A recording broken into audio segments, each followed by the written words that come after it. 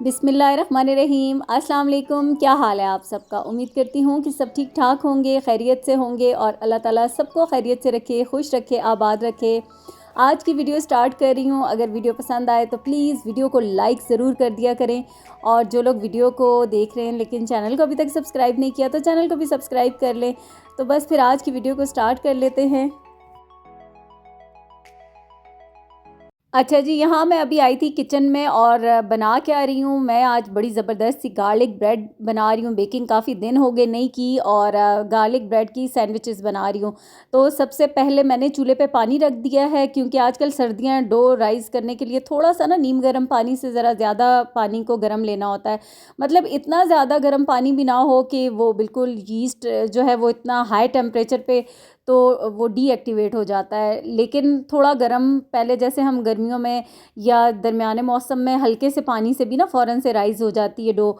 लेकिन आजकल सर्दियां हैं तो मैं बहुत से लोगों के मतलब सुन रही होती हूँ, कोई कमेंट आ रहा होता है या कोई पूछ रहा होता है कि डो राइज़ नहीं होती, उसका क्या रीज़न है। तो कोई भी मसला नहीं होता, यीस्ट भी बिल्कुल ठीक होता है। अगर तो कोई बहुत पुराना हो, बहुत ही पुराना हो तो होता है, अदरवाइज़ कुछ भी नहीं, कोई फ़र्क नहीं पड़ता। लेकिन क्या होता है कि बस आपने ना थोड़ा सा पानी का ख़याल रखना होता है कि हल्का सा उसको नीम गर्म से ज़्यादा गर्म लेना होता है। तो ख़ैर मैंने यहाँ पर सारे इंग्रेडिएंट्स जो हैं वो निकाल कर रख दिए। पानी भी मैंने गरम कर लिया था, और फिर मुझे ना लहसुन छीलना भूल गया था कि गार्लिक ब्रेड बना रही हूँ, तो लहसुन को मैंने अभी तक छीला ही नहीं है। तो मैंने तकरीबन 5 से 6 जवे लहसुन के लिए, ये जो मोटे मोटे चाइना लहसुन होता है ना, तो ये मोटा होता है, तो ये मैंने 5 से 6 लहसुन के जवे लेके तो उसको चॉप कर लिया था बिल्कुल फ़ाइन। फिर यहाँ पर मैं ले रही हूँ 4 कप मैदे के, बॉक्स में से ख़त्म हो गया था तो फिर मैंने दूसरा पैकेट खोल लिया था। एक मैंने ये यीस्ट का पैकेट डाल लिया है, फिर इसके अंदर 1 टेबल स्पून चीनी का मैंने डाला है, 1 टीस्पून नमक का, और 1 teaspoon 1 and half tea spoon कर लें मिक्स्ड हर्ब्स की हैं। फिर यहाँ पर मैंने डाला है 1/3 कप कुकिंग ऑयल का, 2 से 3 चुटकी, बस चुटकी के हिसाब से लेना है, मीठा सोडा, और नमक मैंने बता दिया है। ये सारी चीज़ें डाल दी, ऑयल भी डाल दिया है। फिर ये अब थोड़ा सा गर्म पानी लिया है, इसके साथ इसको डो को मैं गूंद लूँगी। लहसुन जो चॉप किया हुआ था डालना भूल गई थी, तो अभी डाल रही हूँ 1 एंड हाफ़ टेबल स्पून के जितना बनता है ये। गार्लिक की इतनी मज़े की खुशबू आती है ना। अच्छा, मैं आपको बताऊँ कि मेरा क्या रहा है कि हमेशा से मतलब टीन एज से ही मुझे ये था कि ना मैं थोड़ी हेल्दी थी और मुझे ना डाइटिंग करनी ही होती थी, फूडी भी थी, और मुझे वेट को भी कम करना होता था, मेंटेन भी करना होता था। तो मैं हमेशा से ना मतलब डाइट को फॉलो करती थी, रंग बिरंगी चीज़ें आजमाना, टोट के हर चीज़ करती थी। उस वक्त तो इतना सोशल मीडिया का कोई दौर भी नहीं था, फिर भी मतलब सारी चीज़ें इधर से किसी रिसाले से पढ़ी, किसी डाइजेस्ट से पढ़ी, तो ये सब कुछ करती रहती थी। अच्छा, वो डो हो गई थी, मतलब उसको मैंने गूंद लिया, फिर उसके ऊपर ऑयल लगा के उसको राइस होने के लिए रख दिया 1 घंटे के लिए। यहाँ पर चिकन बोनलेस काट रही हूँ और सब्जियाँ काट रही हूँ। हाँ, तो मैं आपको बताई थी कि मैं क्या करती थी कि ना मुझे पता चला कि इस तरह से ना लहसुन की रोटी खाने से वेट कम होता है, तो मैं अपना आटा अलग गूंदती थी, उसमें इसी तरह से लहसुन को ना कूट के और आटे में डाल के रख देती थी, फिर उस आटे की अपने लिए रोटी बनाकर खाती होती थी। अब वज़न का मुझे नहीं पता, एट अ टाइम बहुत सारी चीज़ें मैं करती थी, एक्सरसाइज भी करती थी, स्किपिंग भी करती थी, मतलब बहुत कुछ करती थी।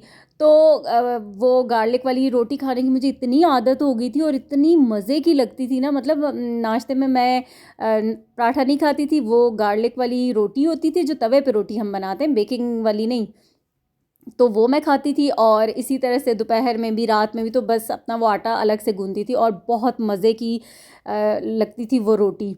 अब वही मैंने आपको बताया, वेट का मुझे नहीं पता उससे कम होता था या किसी और चीज़ से, क्योंकि एक चीज़ पे तो सब्र होता नहीं था ना, बहुत सारी चीज़ें, मतलब जब जुनून शौक चढ़ता था सब कुछ साथ चीज़ें स्टार्ट हो जाती थी, और फिर जब बीच में थोड़ा ढीले पड़ जाओ तो सारा खाना पीना स्टार्ट हो जाता था। खैर छोड़े इस बात को।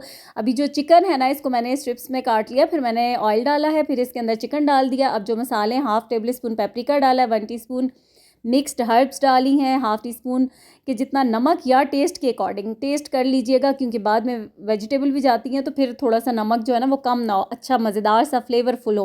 1/2 टेबल स्पून कुटी हुई इसमें मैंने काली मिर्चें डाली हैं, गार्लिक 1 टीस्पून गार्लिक पाउडर डाला है, और 1/4 टीस्पून जिंजर पाउडर डाला है। वो बहुत कम ही अच्छा लगता है, अगर ज़्यादा डाल दे तो फिर टेस्ट जो है ना फ्लेवर ख़राब हो जाता है। और इसमें मैंने 1 टेबल स्पून अनियन पाउडर भी डाला है।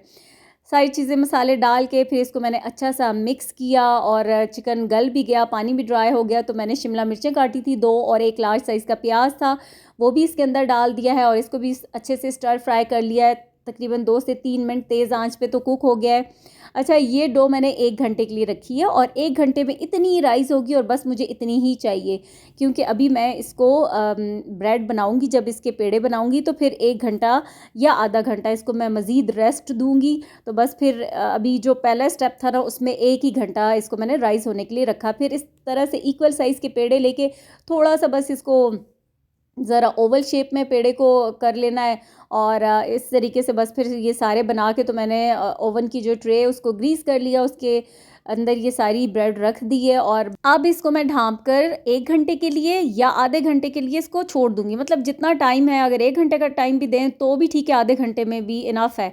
बस इसको मैंने रेस्ट पे छोड़ दिया है। इतनी देर में ये मेरे कपड़े स्टिच होके आ गए थे तो मुझसे सब्र हो नहीं रहा था। मैंने सोचा ज़रा खोल के देखूँ तो सही, ये ना हो कि कोई चीज़ कोई नाप में गड़बड़ हो जाए तो फिर दोबारा भिजवाने पड़े।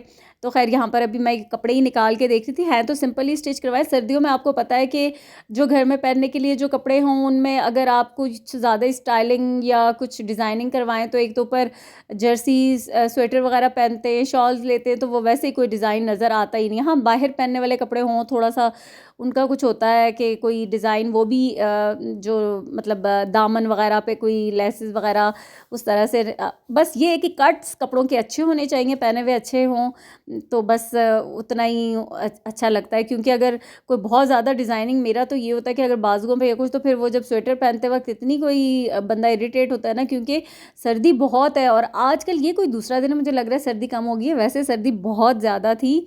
और अभी तो खैर बारिशें भी नहीं हो रही, लेकिन फिर जब बहुत ज़्यादा सर्दी हो, लगती हो सर्दी ना, तो फिर फैशन को बंदा कहता है कि साइड पे रखे और सर्दी से पहले बचे। तो खैर अभी 1-2 जोड़े जो थे वो अभी स्टिच होकर नहीं आए थे, लेकिन बाकी जो थे वो सारे आ गए थे स्टिच होके। तो बस मैं वही चेक कर रही थी और इतनी देर में जो है ना, बस अभी मेरा किचन में और कोई काम था नहीं तो मैंने सोचा कि मैं अपने कपड़े ही देख लूँ ज़रा, डिटेल से आए हैं तो मैंने चेक नहीं किए और आप लोगों को भी साथ साथ दिखा दूँ। अच्छा, होता क्या है कि नाप मेरा एक ही होता है। अक्सर ऐसा कभी कोई मैं कुर्ता स्टाइल में बनवा लूँ तो वो चीज़ थोड़ी सी डिफरेंट हो जाती है, बाकी नाप सारा एक ही होता है।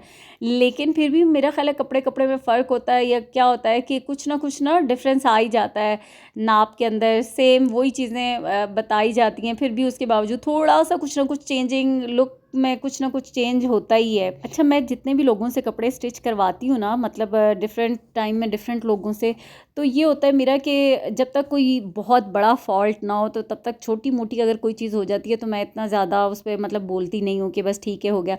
और जो लोग मेरे कपड़े स्टिच करते हैं ना, वो लोग कहते हैं कि आपके कपड़े बहुत स्मूथ तरीके से और बहुत अच्छे से सिलाई हो जाते हैं, मतलब कोई उसमें ना ज़रा भी कोई मुश्किल नहीं होती। ये उन लोगों का कहना है जो मेरी दर्जन है, जो मेरे कपड़े स्टिच करती हैं, ऐसा वो कहती हैं। तो खैर हाँ, कोई बड़ी चीज़ हो तो फिर तो मुझे बहुत गुस्सा आता है, कपड़ों में थोड़ा सा भी फिटिंग में कुछ फ़र्क आ जाए, लेकिन इतना ज़्यादा मैं कुछ कहती नहीं हूँ। अगर कोई छोटा मोटा हो जाए तो बस यही होता है कि कहती हूँ कि हाँ ठीक है, ठीक कर दें, और वो लोग भी बड़ी कोऑपरेटिव होती हैं, ठीक करके दे देती हैं। यहाँ पर अभी आधा घंटा गुजरा है और मैं इनको अभी जो है ना ऊपर हल्का हल्का सा दूध अप्लाई कर रही हूँ और उसके बाद तिल लगा दूँगी। काले वाले लगा रही हूँ मैं, कोई से भी तिल, वो तो अपनी चॉइस है। और तेज़ छुरी से बस इसके ऊपर थोड़ी सी डिज़ाइनिंग कर रही हूँ। जो ओवन ऑन करना पड़ता है ना, तो सारी चीज़ें जो ओवन के ऊपर रखी हुई होती है फिर मुझे उनको उतारना होता है। तो अभी यहाँ से ये पहले सबसे पहले चीज़ें उतारूँगी। और कभी भी ओवन के ऊपर कुछ भी नहीं होना चाहिए जब भी बेकिंग कर रहे हो। तो ये मैट, ये ऐसे ही मैंने डाला था, क्रोशिया का एक मेरे पास पुराना, बहुत पुराना पड़ा हुआ था तो मैंने डाल दिया था। ये तो बिल्कुल भी नहीं होना चाहिए। वैसे ये वाला मैट भी मैं उतार देती होती हूँ। बिल्कुल इसको ओवन को बिल्कुल खाली करना पड़ता है, ओवन के ऊपर कोई चीज़ नहीं होनी चाहिए। जब नया नया ओवन आया था ना, जब फर्स्ट टाइम मैंने इसमें इलेक्ट्रिक ओवन में बेकिंग की थी, तो ये वाले लाइटर होते हैं ना, ये इसके ऊपर ही रह गया था और मुझे बिल्कुल भी जहन में नहीं रहा कि इसके ऊपर लाइटर है। अब इसके अंदर पेट्रोल होता है, तो जैसे वो गर्म हुआ ना, एकदम से ब्लास्ट हुआ, पटाखा बजा और एकदम से डर गए थे हम और समझ ही ना आया कि नीचे किचकियाँ गिरी, क्या हुआ है। तो वो फिर बच्चों ने कहा कि मम्मा इसके ऊपर आपने लाइटर रखा हुआ था, वो फटा है। तो मतलब ये वाली चीज़ें जहन में रखनी होती हैं। जो लोग कोई नया नया इलेक्ट्रिक ओवन यूज़ करे उनको बता रही हूँ कि ऐसा भी होता है, मेरे साथ भी हुआ था। तो इसलिए तो बस अभी जो है ना बेक करने के लिए रखती हूँ इसको, नीचे शिफ्ट करती हूँ। ओवन भी मेरा गंदा हुआ है। तुम क्या करीब से दिखा रही हो, इतना गंदा ओवन हुआ है। ओवन की डिटेल क्लीनिंग होने वाली है, लेकिन अभी मेरे घर के ही काम बाकी नहीं ख़त्म होते कि मैं ओवन की तरफ तवज्जो दूँ। बेकिंग भी आज इतने दिनों की बात कर रही हूँ।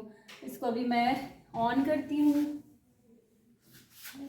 अच्छा, यहाँ पर गार्लिक ब्रेड को मैंने बेक होने के लिए रखा है। अपर लोअर दोनों रॉड ऑन होती हैं जब भी ब्रेड को बेक किया जाता है। इसको मैंने 200 डिग्री पे रखा है और 25 मिनट के अंदर ये बेहतरीन किस्म की हमारी गार्लिक ब्रेड जो है वो बेक हो चुकी है। तो बस जैसे ही गरम गरम निकलेगी इसके ऊपर मैं मक्खन लगा रही हूँ। और मक्खन ये बिल्कुल भी ना सॉफ्ट नहीं था। आजकल सर्दियाँ हैं तो बड़ा सख्त हुआ होता है, इसलिए मैं इसी तरह से इसकी बार को पकड़ के ना तो ऊपर लगा रही थी कि गरम गरम फ़ौरन से निकाल के ऊपर मक्खन इस तरीके से लगा दूँ।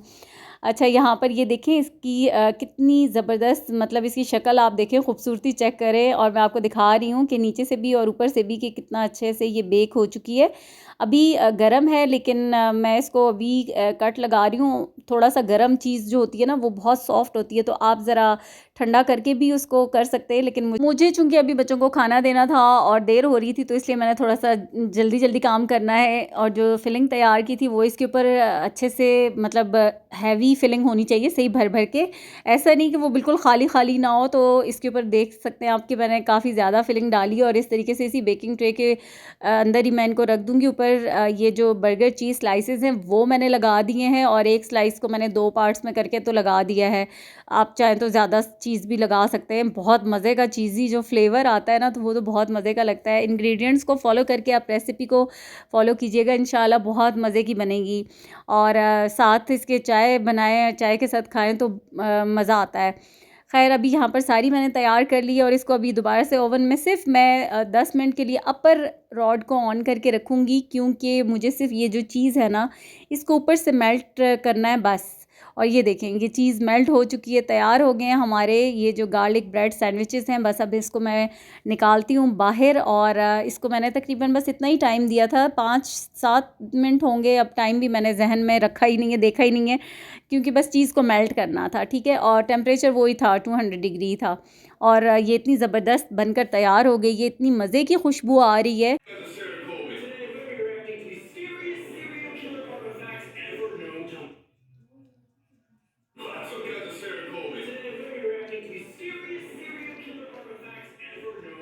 ज़बरदस्त मज़ेदार सी हमारी चिकन गार्लिक ब्रेड तैयार हो गई है। और अभी मैंने जो गरम गरम बाइट लिया है ना, तो वो जो चीज़ मेल्ट हुई हुई है उसकी स्लाइस वो तो सारी मेरे दांतों पे ही चिपक गई है, लेकिन बहुत मज़े की है गर्मा गर्म। तो अभी हम इसको खाते हैं और साथ में अभी बनाऊंगी चाय।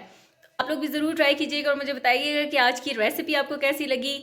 और इसी के साथ आपसे चाहूँगी इजाज़त। वीडियो पसंद आए तो लाइक ज़रूर कर दीजिएगा। और जो लोग चैनल को सब्सक्राइब किए बगैर देख रहे हैं, और ये ऑलमोस्ट 60% लोग हैं जो चैनल को सब्सक्राइब किए बगैर देख रहे हैं, तो प्लीज़ चैनल को सब्सक्राइब कर लें। दुआ में याद रखिएगा। अल्लाह हाफिज़।